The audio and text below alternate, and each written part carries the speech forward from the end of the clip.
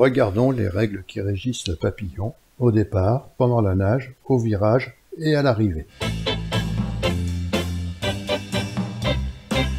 Après le départ, le nageur a droit à un ou plusieurs coups de pied, mais à une seule traction de bras sous l'eau. Cette traction doit ramener le nageur à la surface. Un nageur peut donner autant de fois qu'il le souhaite de coups de pied sous l'eau, tant que sa tête coupe la surface avant ou aux 15 mètres. Les 15 mètres doivent être repérés sur les lignes d'eau. Ainsi, un officiel peut clairement voir si un nageur est immergé sur plus de 15 mètres. Sur le côté de la piscine, le juge observe si la tête du nageur coupe la surface avant ou à la marque des 15 mètres. Cette nageuse fait surface bien avant la marque des 15 mètres. Cette nageuse arrive à la surface de l'eau juste à la marque des 15 mètres. Dans cet exemple, la tête brise la surface au-delà des 15 mètres. Ce n'est pas légal et nécessite la disqualification.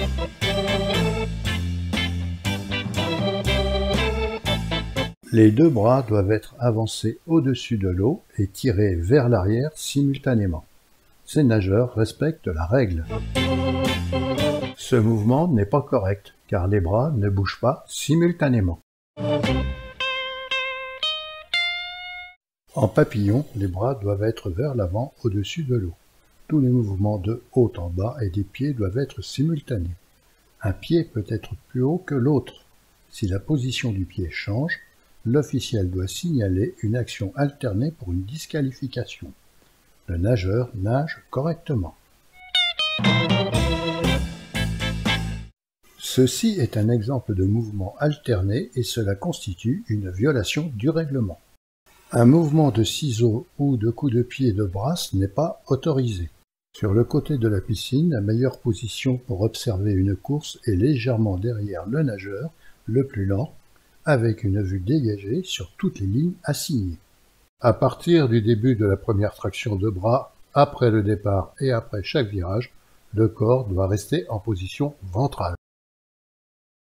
À aucun moment il est permis de se trouver sur le dos, sauf au virage ou après le toucher du mur. Il est permis de se tourner de n'importe quelle manière dès lors que le corps est en position ventrale après avoir quitté le mur.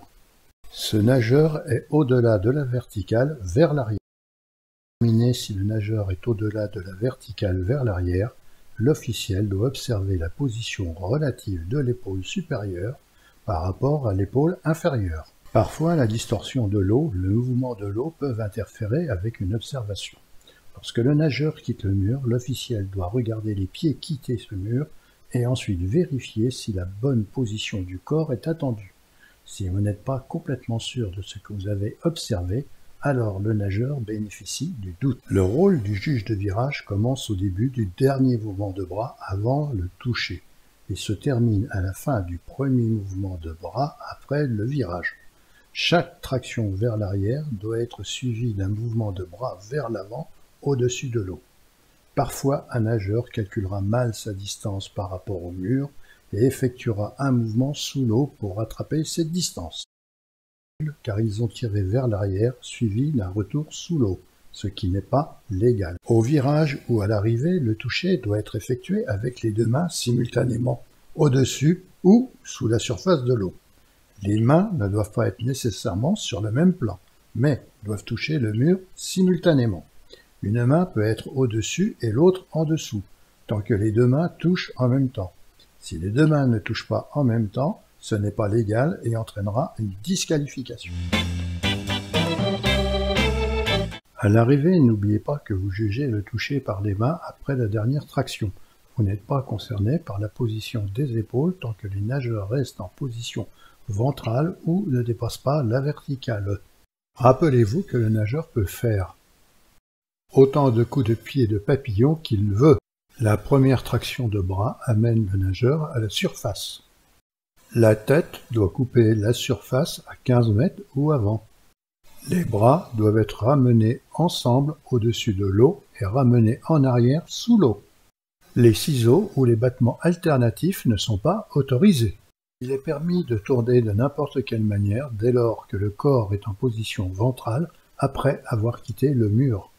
Les deux mains doivent toucher simultanément le mur au virage et à l'arrivée.